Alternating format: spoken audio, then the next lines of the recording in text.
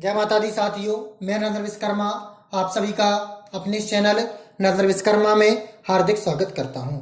आज मैं आपको गणित किस प्रकार तर्क शक्ति का विकास करती है इसको समझाऊंगा और कुछ इससे संबंधित अभ्यास प्रश्नों को हल करवाऊंगा इस चैप्टर से संबंधित।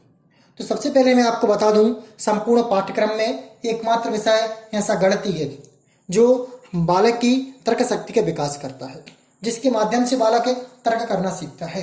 जब भी बालक के सामने कोई समस्या आती है तो वह तर्क करने लगता है कि हम इस समस्या को कैसे हल करें। जैसे बालक को हमने 3 + 4 + 5 + 6 दिया तो वह वहां पर तर्क करेगा कि हम इसे किस प्रकार जमाएं, किस प्रकार लिखें। तो इससे समस्या के माध्यम से बालक क्या करना सीख जाता है, तर्क करना सीख जाता है कि किस प्रकार हमारे बालकों के अंदर तर्क उत्पन्न होता है।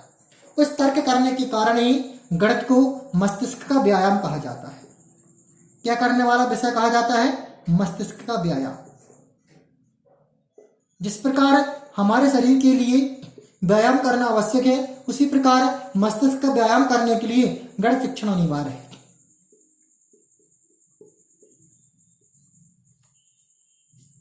यह जो क्वेश्चन है यह 2011 में वर्ग 3 के पेपर में आया था कि मस्तिष्क का व्यायाम करने वाला विषय कौन सा है, तो कौन सा है, गणित।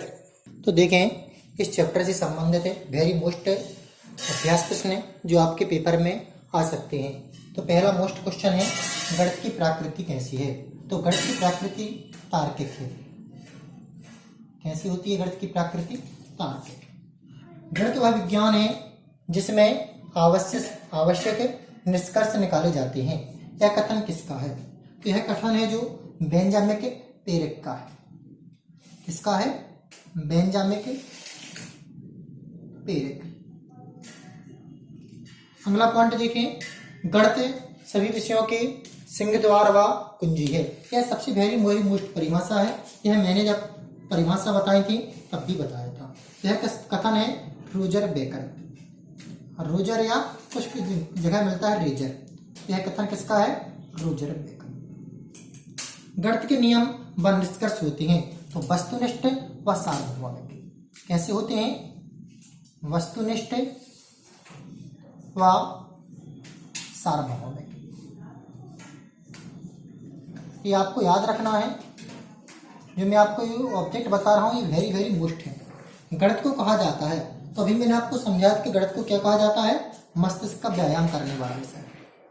क्या कहते हैं, मस्तिष्क का व्यायाम करने वाला विषय। मैंने अभी आपको बताया था।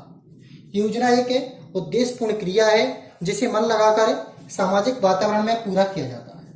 यह कथन किसका है, तो जब भी कोई क्वेश्चन योजना से संबंध निकलता है तो इसके लिए आप आंसर दें किलपैट्रिक। इसका कथन यह है किलपैट्रिक। पैर भी मिलता है, कई जगह पैट्रिक भी मिलता है। अगला क्वेश्चन है, गणित की प्रकृति एवं संरचना में निम्न विशेषता पाई जाती है। तो गणित की प्रकृति और संरचना में विशेषता पाई जाती है कि एक रसहीन विषय है, इसमें रस नहीं होता है।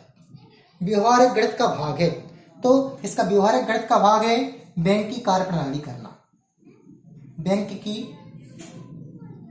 कार्य प्रणाली करना। किसी दो संख्याओं का गुणा करने पर 24 प्राप्त हो, इस प्रकार का प्रश्न है।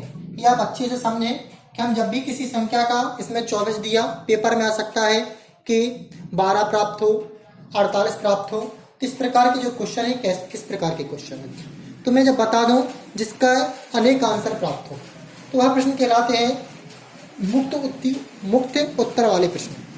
क्या कहलाते हैं, मुक्त उत्तर वाले प्रश्न।